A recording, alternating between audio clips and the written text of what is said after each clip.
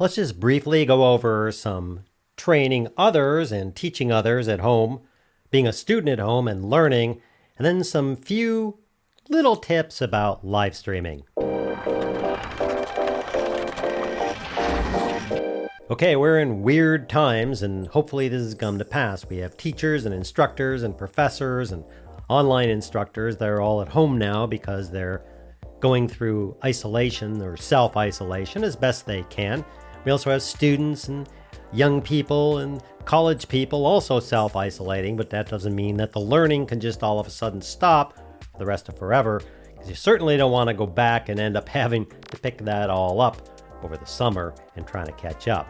Now, I just have a few tips here, some very basic things for people who are now at home trying to figure out how to video or live stream or do a setup to be able to do this. If you're already a brainiac and you got all the big brains about live streaming and cameras and recorders and everything else, you don't need to watch this video unless you're interested in hearing what I have to say. Go watch something more technical, and do me a favor, don't leave a ton of technical comments down below this video, because all you do is you just confuse people. Now, about 4 or 5 months ago, I think it was, I've been doing this for years and years and years, I decided to start live streaming. And the first thing I ran into was lots of complications, technical terms, technicalities. I asked people about how to do this. I heard more words and acronyms and stuff than you could shake a stick at. Then I did research on Google, and it just got really, really complex. Now, the people who really know all about this don't think it's complex when they're explaining it to you because they already know about it. And the people who know nothing about it, possibly you, go out there and try and wrap your wits around this. And what happens is you either get blown out of the water thinking that it's really super complex, or you get people feeding you all this information that may not be correct. So let's just go down to the basics here as a start of this video. Now, note before I get started, it is the 23rd of March, and in the next 2, 3, 4 days, I am going to create a course over at Basic Filmmaker University that will be free to everyone, and it will go over the basics of how to set things up to live stream, how to connect, what are your live stream options. It'll be simple, you'll understand it, and by the time you're done, you'll be able to get started live streaming and not have to worry about all this stuff. Anyway, stay tuned for that. Go over there and sign up for anything so you get notified when that's released. I don't spam you, and I'm not a salesperson, so don't worry about that. Now let's get into this. Now, right now you're looking at what I would use for live streaming. It's fairly complicated. I have an expensive microphone, an expensive thing that the microphone goes through, an expensive camera, and that all feeds back through something else expensive and goes into my computer, which is really expensive. And that's the thing you run into immediately when you start trying to do this live streaming stuff, is you start being hit with expense. So we're just going to boil it down with basics. The minimum basic thing you need if you have a laptop, we'll go into if you don't, right now is your laptop. If it has a webcam on top, things are really simple. Let me switch to that and I'll show you what that looks like. All right, here's the laptop. Now I don't have this set up to film me. My head's chopped off. I just wanted to show you what it looks like. It's not that bad. In fact, why don't we push this back a little bit? There we go. It's not that bad. It looks okay. It's a little green. It's a little fuzzy, but really, I mean, if you're just starting out and you just want to get something going and recording something, then use the webcam that's built in your laptop. Now, I do want to show you something. You'll notice, you'll see colors change and stuff like that because the little cheap camera in the laptop, which is what they usually ship in these laptops, is trying to adjust. Now, the thing you need to do, whether you use this or the other things I'm going to show you, is just get some light. Grab some lights around the house or those shop lights or can lights and just get some light on things. Let me show you what happens here. If I turn off, let's just turn off this light over here. You notice it, look at it, it's trying to adjust. That looks kind of weird. Let me turn it back on. Now it's going to adjust. Now watch around the sides over here and over here. You're going to see it get all grainy and weird and stuff when I turn it. Ready? Here we go. So what it's trying to do is it's trying to adjust the camera. The camera's going, wow, I need more light than that, man. Kind of like your phone when you get into darker spaces. You see it doing all this weird stuff.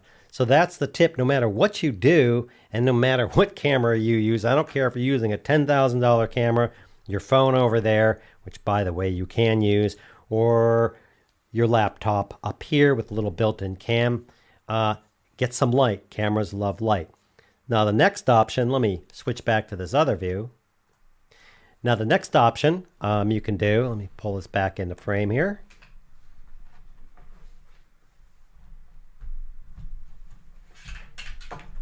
And there we go.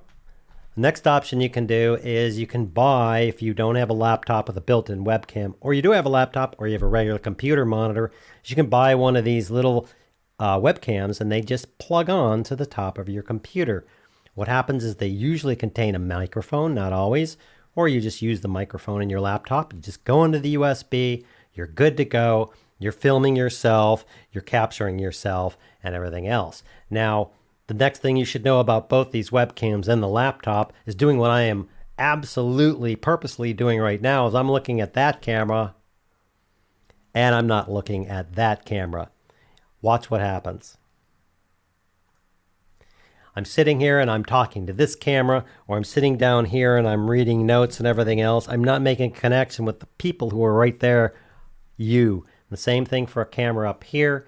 If I'm looking down here and I'm talking over here or I'm talking over here, that can be sort of okay. The people are there and you just talk to them. Okay, that's the simplicity of it. Just get a clip-on, like a Logitech seems to be the best. I'm not an expert in these little cams, but I know they're good company and I know that they make these little cams and a lot of people use them. I don't need comments about what's the best or what's the worst or anything else. And again, you can use your iPhone to do this. You can use your iPhone and record things and then slap it onto your computer or just absolutely put it up. Now, when you record these videos, and there's all sorts of recording software, Windows has some built in, Mac has some built in. When you record these things that you're doing, you want to put them somewhere.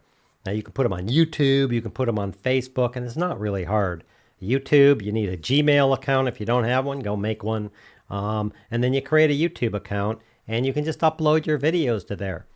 You can do what's called a premiere. When you say, I want to set this as a premiere video, the only difference is you schedule the video to say right now or in 2 hours to play, and then you watch the video. It's kind of like a little party. What happens is people are watching the video and there's comments over on the other side and everybody can interact with each other. The other way to do it is just post or put your videos up and do it via email. Hey, here's an email to my students or my lecture people or whatever, and here comes a new course or a new segment or a new something, and then they get the email, then they watch it, and you interact that way, and then you can keep your videos unlisted. You can do the same over on Facebook. You can certainly go do a lot more complicated things as far as how you're going to train your students, quizzes, and everything else. Again, keep it simple. Keep it to your laptop with the built-in thing, or get one of these little Logitech cams if you don't have that, and just start there. And over at the university, when I have this course done, I'll go through some of the basics of doing this and getting you up and running fast. We're not doing that right now. I'm just trying to tell you to chill and don't go spending a bunch of money right now on stuff that you don't need. Okay? Now, you can really start up in your game when you do this. For instance, I haven't engage the laptop microphone on this because it's kind of terrible, but you can want to up your game just a little bit. And the way you're up your game, not so much is the video down here, but it's with a good microphone. Now you can buy these $20 and $10 and $19 microphones. Heck, you could even buy a $100 microphone. If you go stick it way over there on the camera, don't bother buying the microphone. You're not going to be happy. It'll sound a little bit better, but not much. When you buy your microphone, you want to keep it by your mouth, especially when doing things like that. If I'm training or teaching someone and doing something, the microphone is there. It's not going to be a big deal. You're not trying to create this big production. Oh, the microphone's, your students aren't going to go, hey, you got the microphone in the frame. If you're a film student or you're trying to show something cinematic, I get it. But most of the people watching this particular video, that's not what we're talking about. By far the best buy that I know of is I reviewed this, I think it was in January.